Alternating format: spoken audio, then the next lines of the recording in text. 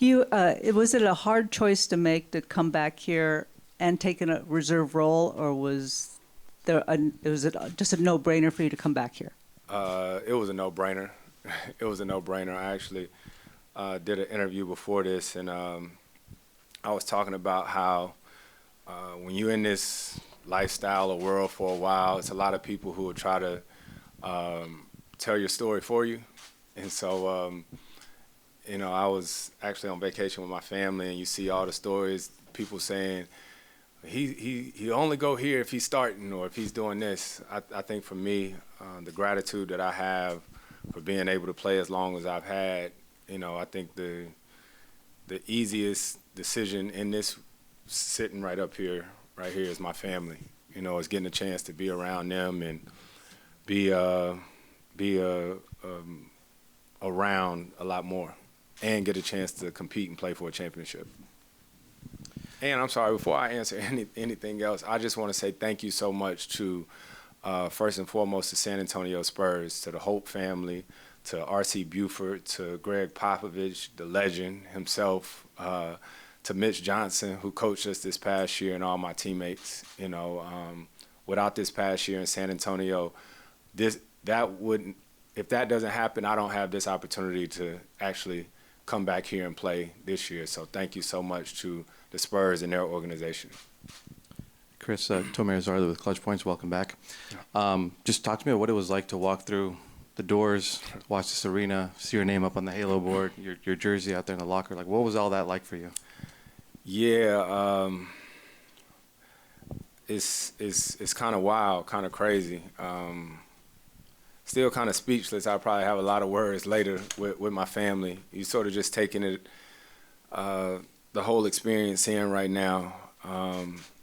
This is one of those things I kind of manifested for a long time, sort of tried to speak it into existence. But you just never know if it's really going to happen, because I love to hoop.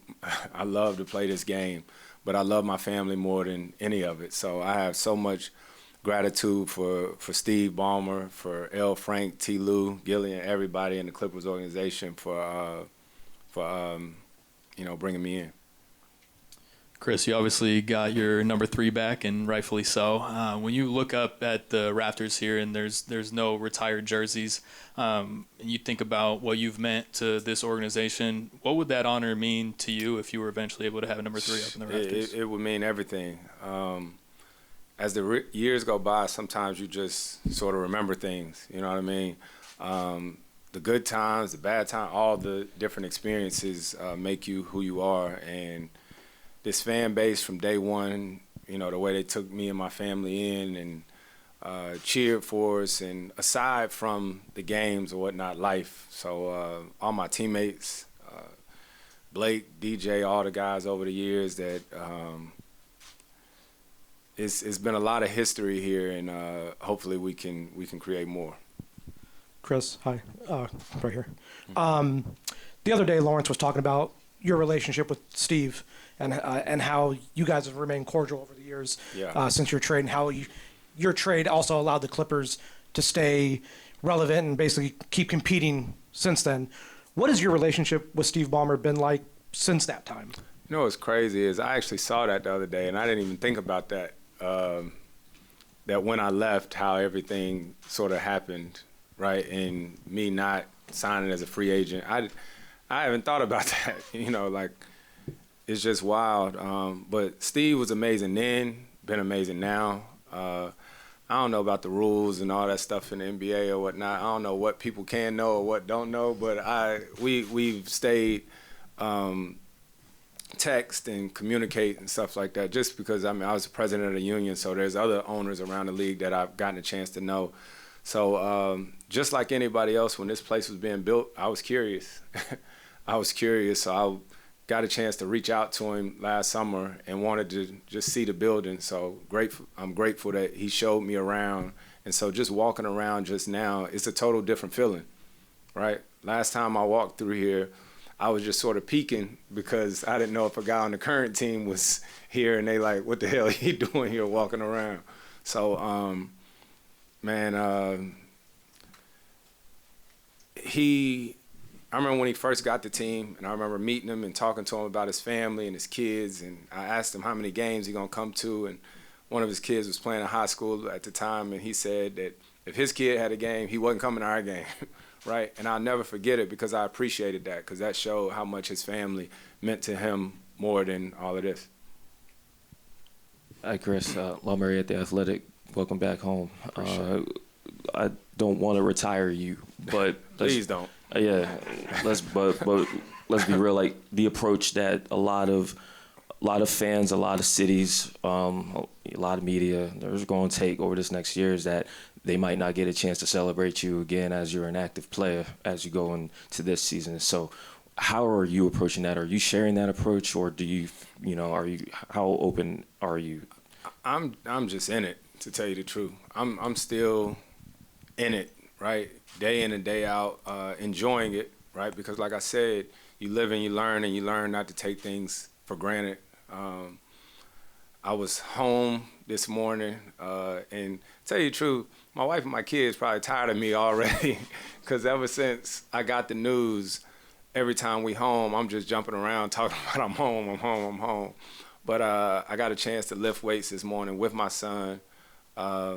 My daughter, we just came from an AAU tournament for her. So anybody here that got pets, family, anything like that, sometimes it's just nice to be in your people's space, right? No matter if you talking, matter if you watching TV or anything like that. So it's just been really cool to be around my family and know that the countdown hasn't started for me to leave again. And so I think that's what I'm most happy and thinking about right now.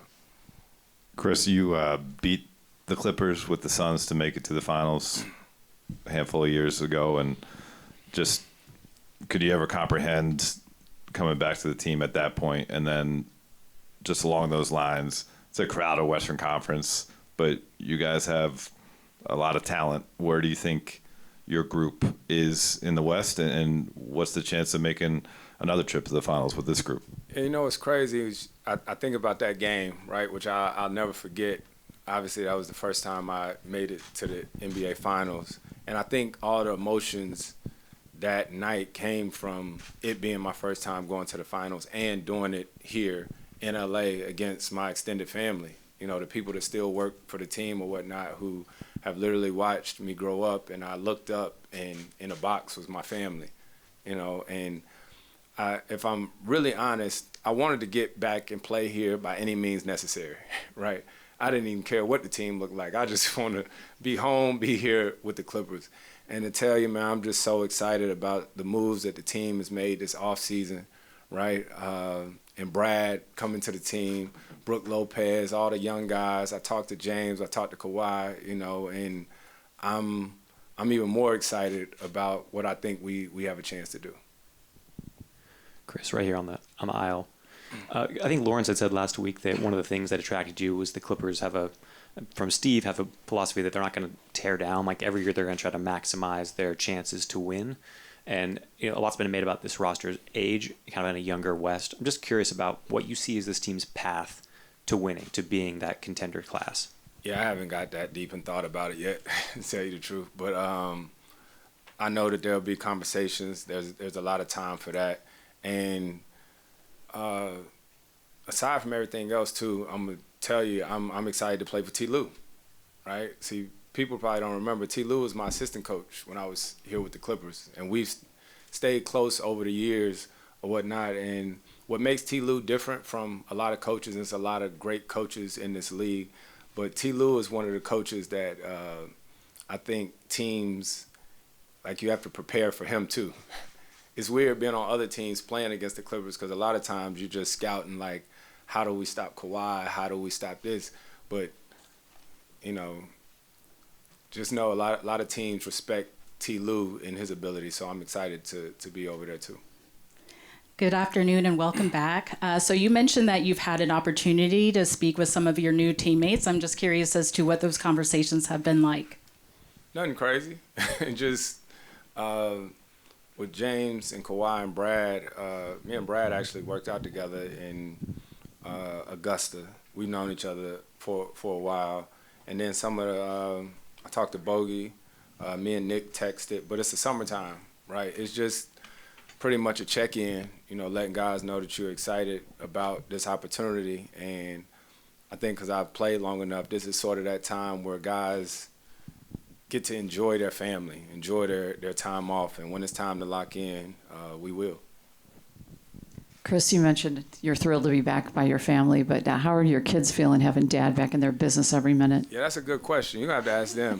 which to tell you the truth, I don't think for 1 second it's going to be easy, right? It's going to be an adjustment for all of us, especially for them, for my wife, for my brother, his family. I'm excited about like really being an uncle, right? Because I grew up around all my family. And that stuff is important. And so for them not to just see me on TV or a quick 2-minute phone call on the way to school or whatnot, yeah, they know how I am. So we'll see how that goes. And also, how's it going to feel with you and LeBron repping the 40-something crowd in this town? It's going to be cool. It's going to be cool. Like I said, it's a lot of gratitude or whatnot to still get a chance to play at this age or whatnot. But I've always believed in keep stacking days, right? And that you just have to show up every single day. So that's what I plan on bringing to this team, is that no matter, you never get too high, never get too low. You know, my role on this team is obviously different than it's been the past 20 years being in the NBA, but showing up every day, if I can show some of the guys what it looks like every day to clock in and clock out, I'm excited for it. Chris, Grant, nice to meet you. Welcome back. What's up, Grant? You talked about Into a Dome and, how far the organization has come. You talked about your family. The fans, when you were here, getting that standing ovation when you're sitting as a fan, what do the fans mean to you, and what did that ovation mean to you, just getting that reception from the fans? Man, it meant everything. I can't imagine what it's going to be like to play here. Even changing teams and playing as a visitor, to come and see a lot of the familiar faces or the fans when I'm around, right? When I'm around during the summer, or my kids on teams, or my daughter's on a team, and the parents say that they're season ticket holders and they've been here for a long time, is something I don't always take for granted. I remember, what was it, Clip Section 114? They got a mean air conditioning unit in here, I tell you that much. I tell you that much. But I remember Clippers Section 114, right? Just about every game we used to score a lot of points back then. Obviously, it'd be 150, 160 now in the league. But it was a section that we would look up at. It was Clip Section 114. And I remember they always said if we ever scored 114 points on the dot, they would go get tatted. And they did it. They did it. And I remember my brother used to have floor seats, and it was one of the games that he couldn't come to. And I remember Instagramming, telling two of the people who sit there that they could come sit and watch the game there. So the fans here are like none other. They are really fans of the game. So to see the wall and to see all the creativity in here, I'm probably a little biased, but I think the team and everybody, they deserve, good things and deserve to see this team win. Chris, just the fact that 2011 you can't even say here, it was in Playa Vista somewhere, different head coach, different GM, the owner obviously was different. Like you were saying, you wanted to help make this a destination place, like a place for people to be. Like, how much pride do you have now, being able to come full circle, with everything that you've experienced both here and in between coming back here? How much pride do you have in making that a reality for this franchise? It's a lot. It's a lot, and I think you'll see it. And I do realize that was a different time or whatnot, and there's been a lot of guys here who have done a great job in shifting the culture and making it what it is now. And all of the people here that played a role in this. I mean, think about it. The colors are different, the logo is different. But a lot of the fans have remained the same. And so I think that's what I'm most excited about, is getting here, getting a chance to play alongside Kawhi. Kawhi has been here, you know, with that culture change and all that, and bringing in James and all these different guys. So I'm excited. Chris, I know you and James are probably two of the more competitive guys in the league. Everyone likes to share that clip of you and him kind of going back and forth on the Rockets bench. Just what is that relationship with him like? Obviously, you guys are hyper competitive, but what is that like, and what were the conversations with him about coming here? Yeah, we talked about it, and you know, talked about just, you know, the history of obviously being there in Houston. And it's funny, man, because that clip or whatnot that goes around, it was a lot of stuff funnier and stuff like that than that. That was just sort of our relationship, you know. But I think that's what made that team so good. You know, we got on each other in different situations, but that team, I can honestly say, it was one of the funnest teams I've ever been on in my career. And James is one of those guys that loves to be in the gym all day long. And so it's wild that you get this opportunity again after those 2 years and the success that we had, and we definitely know we had unfinished business, so we get a chance to see what's going on here. Chris, you've mentioned it feels like coming back home, and you've mentioned this building in particular. When you look back at your time, your first stint with the Clippers, does it seem like this building to you, like you had a large hand in making this a reality? No, I ain't saying all that, because I couldn't put nothing down on this building. I couldn't put in on none of this, none of this. But no, I think myself, along with all the guys that came before, you know what I mean? Seriously, like there's a whole legacy of Clippers. I mean, Elton Brand, BD, you know, Norm Nixon. You start going back to all them different guys, you know, and especially BG, Blake, DeAndre, all the different guys. But it is different because this isn't where we played, right? So I've watched the building of this building, right? I watched, I think, the first preseason game that was played here.